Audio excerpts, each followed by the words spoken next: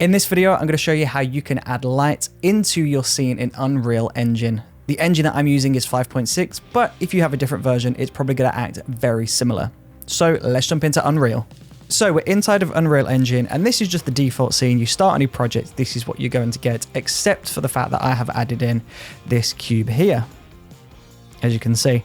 Now, by default, you will get this sunlight appear, and this is fine, but if you start adding in custom lights, then this is going to get really difficult to see what you're doing because the sunlight is just going to overexpose. So I'm just going to delete everything within this lighting folder, just get rid of it all, and as you will see, the scene's gone dark, and that's because we have no lights at the moment. So to fix that, we are going to go to lit, go to unlit, just so we can see what we're doing. Now to create a light, we're going to go into this option, which is quickly add to the project. We'll go into lights, and as you can see, we've got multiple different lights here. We've got directional, point, spot, rect, sky, sun and sky, HDRI backdrop. Now, notable mention, we're going to go to sun and sky. Now, if we go to the lit version, you can see it's completely overexposed, and that is because the directional light in here is way too harsh. So if we go into directional light and go to intensity in light, so on this panel on the right, you've got light intensity. We'll turn this all the way down to a smaller number, and as you can see, the scene will adjust and this will expose. It may take a moment for you though. Great, there we go. Now, we're going to go back up here, select Sun, Sky, Self. So it's this small window here. That's the master controls. And you can see we've got loads of different settings here about date, time, solar time. So as of right now, it's 1 o'clock, so it's the middle of the day. But if we change this to 6 o'clock, you can see we've got the sunset. And if we orbit around, you can see the sunset is over there. And of course, we've got our light reflecting off the floor and all of these really cool features. But of course, we can change these settings as well. So we can change the month. 6 o'clock in June is going to be different to 6 o'clock in December, for example. So you can set the date, the time, the month, and then we can adjust the longitude, latitude, time zone, north offset. So the north offset obviously is just going to change where north is. So if everything was animated from this point of view, but you wanted a sunset, then you could just adjust the north offset and push that behind you if you wanted that sun behind you. So that is how you would create that sun and sky look inside of Unreal, but we're going to delete sun and sky. We'll go back to unlit mode, and we're going to create our custom lighting. So we'll go back into this option, go lights, and we've got all of these different lights to choose from. Now, directional light is a very similar situation to our sky, our sun. It's just a generic big light in the scene. It's just going to expose everything. Of course, you can change the angle and the height of this and it will create shadows, but it's just a master light to light everything. I try not to use this where possible. I try to use point, spot, and rect lights just because it gives me more control. But I do like darker scenes in general though, so that actually might explain why I don't use the directional light that much. But never mind, let's move on. So we've got point light. Let's start with this one. So a point light, if we go back into light mode, is just going to be one light in the scene. It's a 360 degree light, as you can see.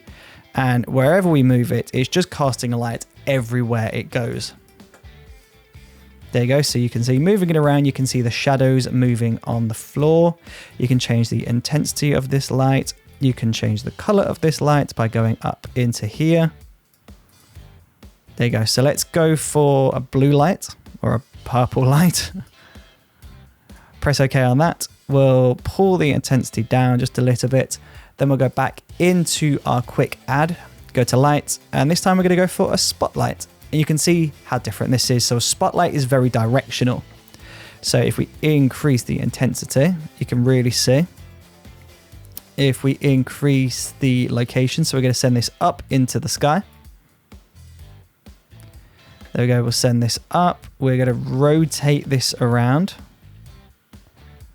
And then we're going to shift it over to the left. You can see we've got this side light coming in from the side. It's not lighting up behind, it's just pointing in front, and this is our spotlight effect. And of course, you can go into the light settings and you can change the cone angle, so you can make this smaller, larger. You can change the outer cone angle, so this is controlling the spill. The source radius can be increased or decreased. And of course, there's loads you can do here. I find the best way to learn Unreal is to watch tutorials to learn the fundamentals, but then it's best if you just go off and start experimenting and just trying all of these different settings. That's very much what I did when I was learning Unreal, and I've only been on Unreal for about 3 months now, so I'm not exactly a master at this yet, but I just find by going through the settings, playing with the sliders, seeing what each one does is the best way to learn. There's no point watching somebody say, move this slider, this is what this will do. Move this slider, this is what this will do. It's just best to go in, have a play, and see what works and what doesn't work. But moving on, we're going to look at our last light on this section. So we'll go back into lights, we'll go into rect light. And this is very similar to a spotlight in the sense that it's one directional, it's pointing out. So if we just rotate this around, you can see the light is emitting from this side here now. So if we turn the other lights off, so point off and spot off, you can see the rect light is just shining in this side. There's a little bit more spill than a spotlight, but it is very much pointing in one direction. So same thing again, we can go into intensity, we can increase and decrease this, we can go into light color and we can change the color of the lights. And if we balance a few of these different lights together, you can see we can get really cool lighting effects. Now, I find lighting effects, they really pop when you add some dimension into the scene, and that is by using fog.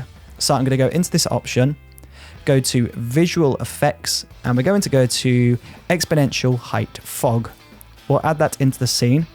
And then down here in the exponential height fog component tab, we'll go to fog density.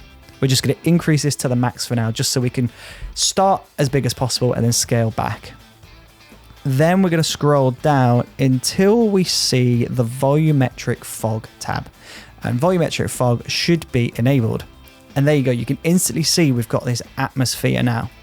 So the light is catching the fog and we can actually see the light in the scene. So if we just solo the spotlight, so we'll turn off the rect and we'll turn off the point, you can see all the way up here we've got that atmosphere. So if we turn the fog off, it disappears. If we turn it on, all of a sudden you can see the light within the scene. So if you're adding street lighting, if you're adding in practical lights, by adding in this fog, it's giving the lighting a little bit of volume, it's catching that fog, and personally I just think it looks great.